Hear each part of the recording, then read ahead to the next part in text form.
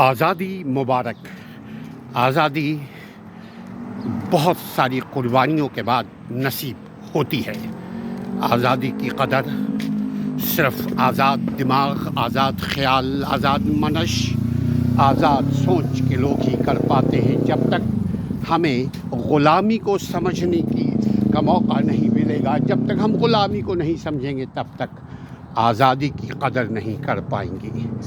آزادی یقیناً ظاہری طور پر یوں لگتا ہے کہ جیسے صرف بڑوں کو آزادی ملی ہوئی ہے، لیکن اگر غور سے ان کی پرسنل لائف کو دیکھیں تو واللہ ان کی زندگی میں کوئی آزادی نہیں ہے۔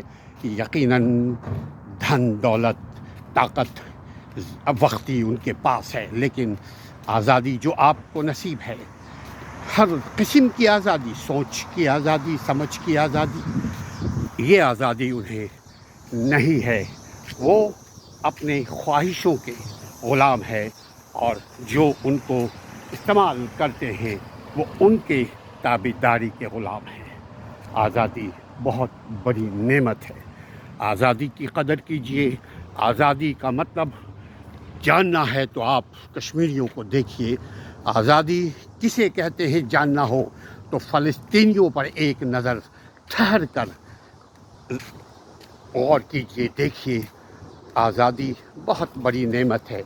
آج ہم پریشان ہیں، لیکن ضروری نہیں یہ پریشانی سدا رہے، لیکن آزادی، سوچ کی آزادی، آپ اپنے ملک میں، اپنی زمین پہ، اپنے ریاست پہ ہر طرح سے رہ سکتے ہیں۔ قانون پر عمل کرنا آپ پر، ہم پر فرض ہے۔ بسا اوقات ہم سمجھتے ہیں کہ ہم مدر پدر آزاد ہو جائیں، اسے آزادی کہتے ہیں۔ آزادی کا مطلب کچھ پابندی بھی ہے، یعنی دوسروں کی آزادی کا خیال رکھیں تو مجھے میری آزادی ملے گی۔ آزادی مبارک ہو۔ آزادی پہ شکر کریں، چونکہ بڑی قربانیوں کے بعد ہمیں یہ آزادی ملی ہے اور ملتی ہے۔